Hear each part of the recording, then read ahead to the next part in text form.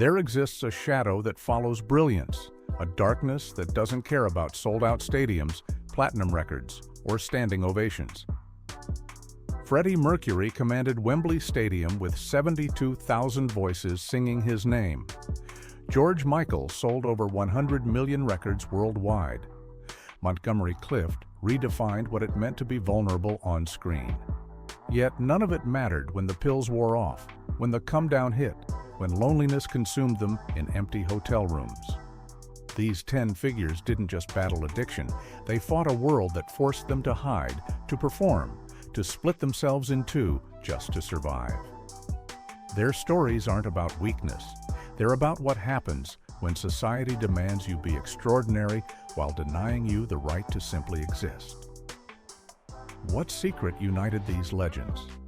The answer lies where fame collides with shame, where talent becomes a prison, and where love itself was the crime that set everything else in motion. Before we continue, hit that subscribe button and drop a like. These stories deserve to be remembered, not forgotten. Freddie Mercury, the voice that couldn't save itself. Farrokh Bulsara became Freddie Mercury, and Freddie Mercury became immortal. Born in Zanzibar in 1946, he transformed into rock's most electrifying frontman, leading Queen to heights few bands ever reached. Bohemian Rhapsody defied every rule of radio and became an anthem. Live Aid 1985 proved he could command a global audience with nothing but his voice and presence. But behind the flamboyance lived a man terrified of exposure. Mercury's bisexuality remained an open secret, whispered about, but never confirmed during his lifetime. The pressure to maintain the mystery while living authentically created fractures he filled with excess. Cocaine fueled marathon recording sessions. Alcohol loosened inhibitions. Wild parties at his London mansion became legendary and destructive. By the mid-1980s, Mercury knew something was wrong. He contracted HIV during an era when the diagnosis was a death sentence, when governments ignored the crisis, when being gay and sick meant double isolation. He continued performing, recording, creating, racing against time. His final years were spent hiding his deteriorating health, recording vocals while barely able to stand. Mercury died November 24, 1991, of AIDS-related pneumonia, just one day after publicly acknowledging his illness. He was 45. The voice that filled stadiums fell silent, consumed by a disease and a lifestyle born from living split in two. George Michael, the price of freedom. Georgios Kyriakos Panayotou grew up in North London, crafting pop perfection as one half of Wham, before launching a solo career that redefined what male pop stars could be. Faith sold over 25 million copies. His voice, sultry, emotional, impossibly controlled, made him a global phenomenon through the late 80s and 90s. But Michael spent years imprisoned by his own image. He hid his sexuality, dated women publicly, lived terrified that truth would destroy everything he'd built. The 1998 arrest for public indecency in a Beverly Hills restroom forced him out of the closet. What should have been liberation became humiliation, every tabloid gleefully reporting his downfall. Drugs became both escape and self-destruction. Marijuana, prescription sedatives, alcohol, substances that dulled the pain of living half-hidden for so long. Arrests accumulated. A 2010 conviction for driving under the influence sent him to prison for 8 weeks. Each incident chipped away at his health and reputation. Michael spoke openly about depression, about the toll of fame, about losing his partner Anselmo Falepa to AIDS in 1993. He tried rehabilitation multiple times, but the damage was done. On Christmas Day 2016, his partner found him dead at his Oxfordshire home. Heart disease and fatty liver, consequences of years medicating invisible wounds. He was 53, the perfectionist who sang about freedom but never truly found it. Elton John, the phoenix who almost didn't rise. Reginald Kenneth Dwight became Elton Hercules John, and the transformation nearly killed him. Born in 1947 in Middlesex, England, his partnership with lyricist Bernie Taupin produced some of music's most enduring songs. Rocket Man, Tiny Dancer, Your Song, a catalog of brilliance matched by few. But success came with secrets. John struggled with his sexuality in an industry and era that demanded heterosexuality. His 1984 marriage to Renate Blauel was a desperate attempt at normalcy that lasted 4 years and satisfied no one. The internal conflict manifested as bulimia. Binging and purging became punishment for failing to be who everyone expected. Cocaine and alcohol provided temporary relief from self-loathing. At his worst, John consumed massive quantities daily, the substances fueling wild behavior and erratic performances. Multiple near-fatal overdoses in the late 70s and 80s should have killed him. Friends watched helplessly as the flamboyant performer spiraled into someone unrecognizable. The turning point came in 1990 when John entered rehab and confronted every demon simultaneously. Sobriety wasn't just about drugs, it was about accepting himself completely, embracing his identity without shame. His recovery transformed him into an activist, founding the Elton John AIDS Foundation in 1992, which has raised over $600 million. His story proves redemption is possible, but only through radical honesty and unwavering commitment to change. Boy George. Behind the makeup. George O'Dowd created Boy George, a persona so bold, so unapologetically different that 80s culture couldn't look away. Culture Club's blend of new wave, soul, and reggae produced massive hits. Karma Chameleon dominated charts worldwide.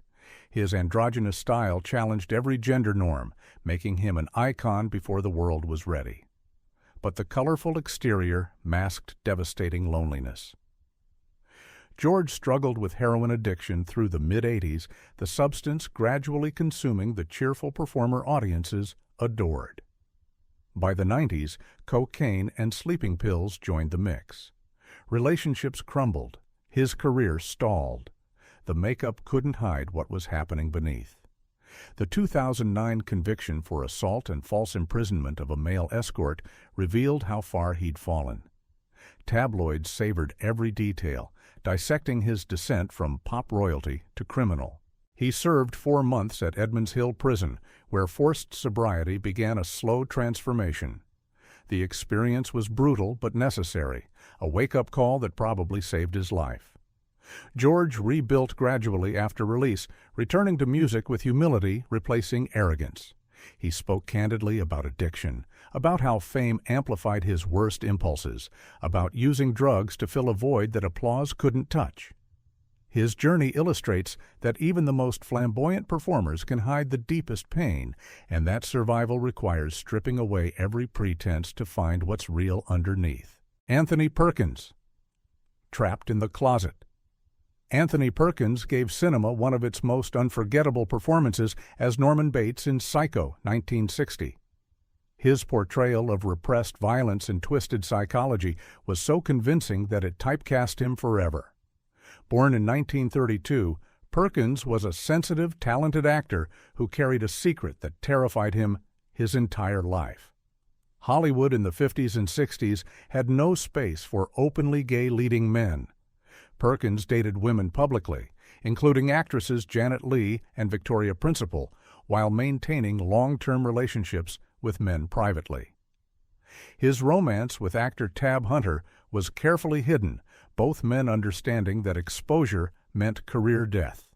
The constant performance, on screen and off, created unbearable pressure. Anxiety and depression led to prescription sedatives and tranquilizers. Perkins self-medicated to endure the duplicity, to quiet the fear of discovery, to survive in an industry that would destroy him for telling the truth. He married photographer Berinthia Berenson in 1973, had 2 children, and maintained the heterosexual facade until his death. In 1992, Perkins died of AIDS-related pneumonia at 60.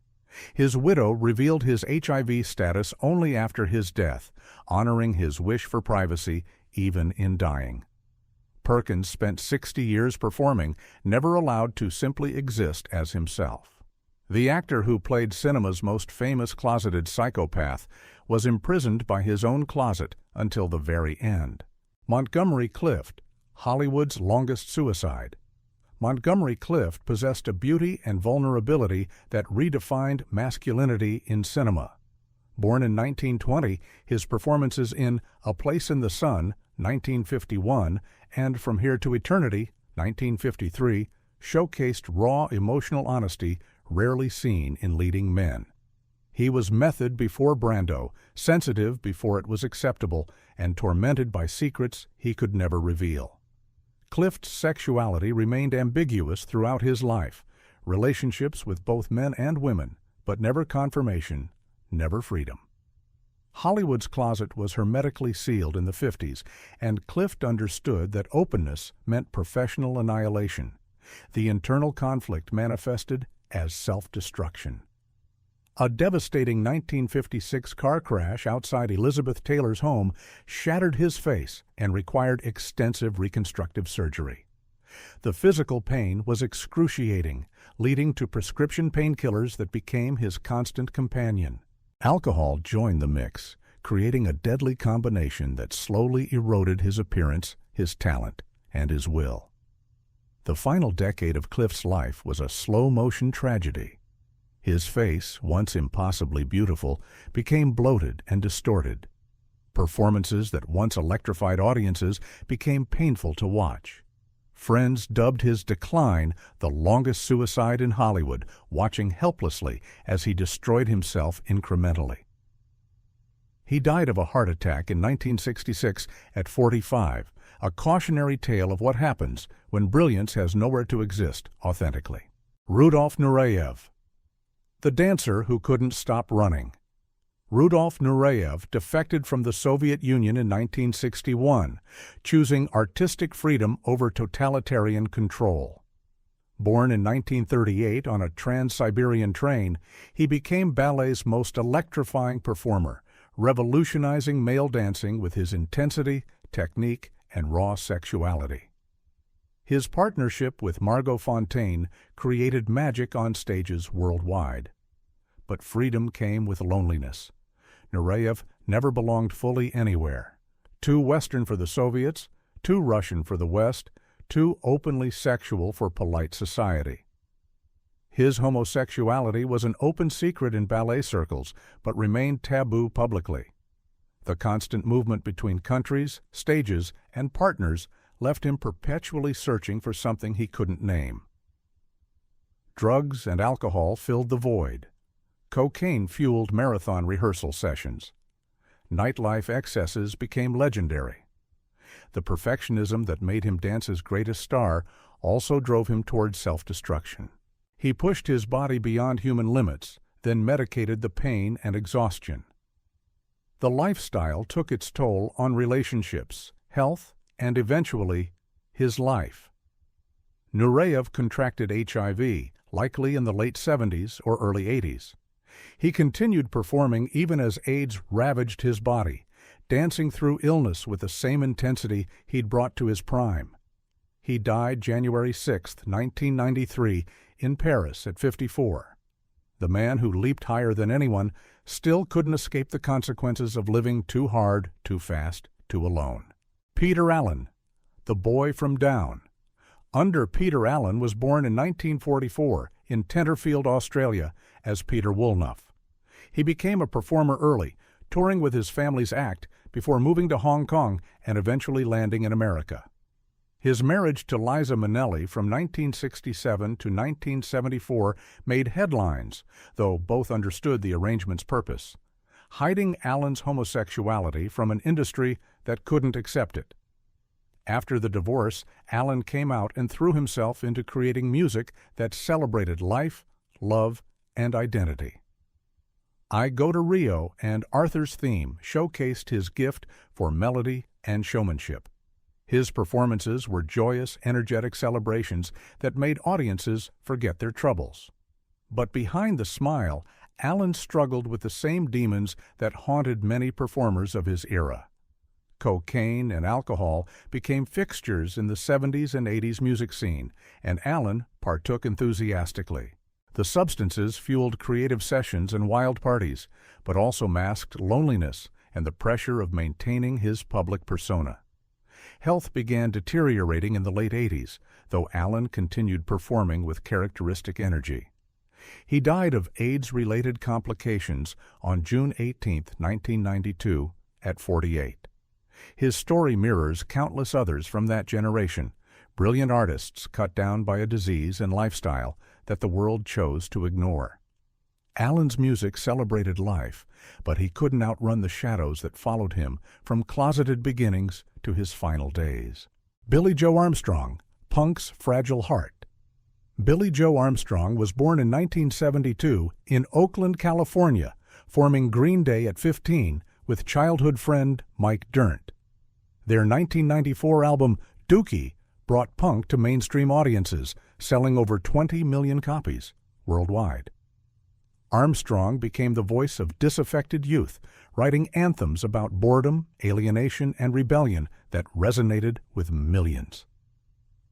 Openly bisexual, Armstrong never hid his orientation, making him unusual in rock music. But visibility didn't shield him from the pressures that destroy artists. Years of relentless touring, recording, and performing took their toll. By 2012, exhaustion, addiction, and untreated mental health issues converged into a crisis that nearly ended everything. Prescription pills and alcohol became coping mechanisms for anxiety and depression. Armstrong's substance use escalated until a public breakdown at the iHeartRadio Music Festival in September 2012 forced intervention. He entered rehab immediately, canceling tour dates and taking time to confront his demons comprehensively. Armstrong's recovery has been public and purposeful. He's spoken candidly about addiction, mental health, and the importance of treatment. His story differs from many on this list because he survived and rebuilt, using his platform to encourage others struggling with similar battles. He proves that catching yourself before the final fall is possible, that asking for help isn't weakness, and that even punk rockers need therapy sometimes. John Drew Barrymore. The Barrymore who fell born in 1932 into Hollywood royalty, John Drew Barrymore inherited one of entertainment's most famous names. His father, John Barrymore, was a legendary actor. His daughter, Drew Barrymore, would become a beloved star. But John Drew's life trajectory went tragically different from either ancestor or descendant. Early promise suggested he might live up to the family legacy. He appeared in several films during the 50s, showing flashes of the Barrymore talent. But personal demons, exacerbated by the pressure of expectations, consumed him before his career could properly launch. Alcohol and drugs became his primary focus, eclipsing acting ambitions. Rumors about his sexuality circulated throughout his life, though nothing was confirmed. What was certain was his increasingly erratic behavior, his inability to maintain relationships or professional commitments, and his complete withdrawal from Hollywood by the 60s. He became estranged from family, including his daughter Drew, who barely knew her father. Decades of substance abuse destroyed his health completely. He lived as a recluse, the Barrymore name offering no protection from the consequences of his choices. When he died in 2004 at 72, few mourned. Most had forgotten he existed. His story represents the countless talented individuals who never made it, who succumbed before their potential could be realized, proving that famous names can't save you from yourself. 10 lives. 10 trajectories cut short or nearly destroyed. 10 reminders that genius offers no immunity from pain, that fame amplifies rather than soothes loneliness, and that living in hiding creates wounds no drug can truly heal. What unites these stories isn't just addiction, it's context. These men lived in eras when their identities were criminalized, medicalized, or simply erased. They performed for audiences that adored them while fearing discovery. They medicated the cognitive dissonance of being simultaneously celebrated and condemned. The substances were symptoms, not causes, of a larger disease, societal rejection that forced them to split themselves in two. Some survived and rebuilt.